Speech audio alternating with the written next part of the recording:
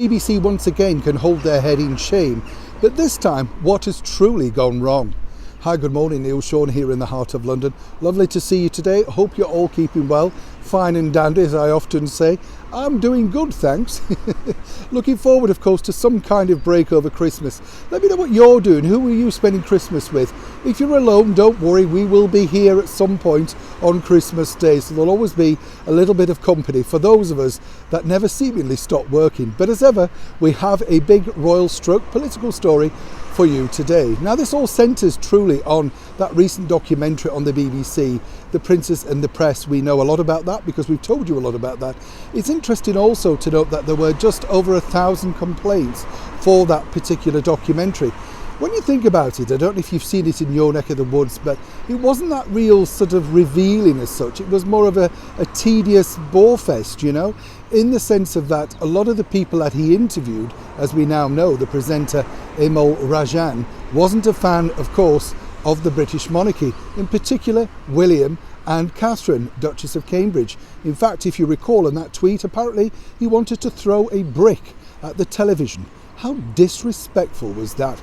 Can you imagine doing that or saying that, regardless of how long ago that was, and then expecting to front a documentary about the British monarchy and the press on England's prime channel? Incredible to think that he's even still in a job.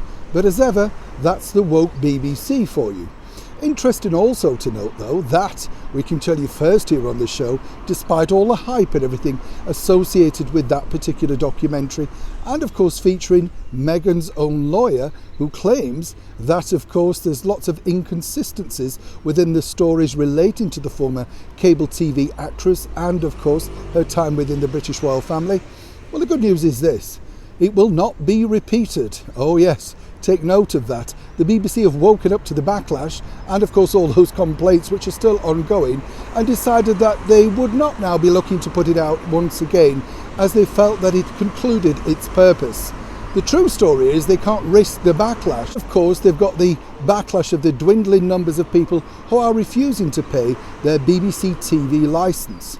Now, as we know, the presenter earns £250,000 a year. He is the media editor of the BBC. Very expensive commodity for someone who made such a huge faux pas, producing and presenting and writing such a strange anti-monarchist documentary on a channel that supposedly hoped to have the Platinum Jubilee celebrations too. For now though, let's rejoice in that good news that no other members of the British royal family will have to issue more statements regarding this particular latest debacle from the BBC. Neil Sean in the very heart of London.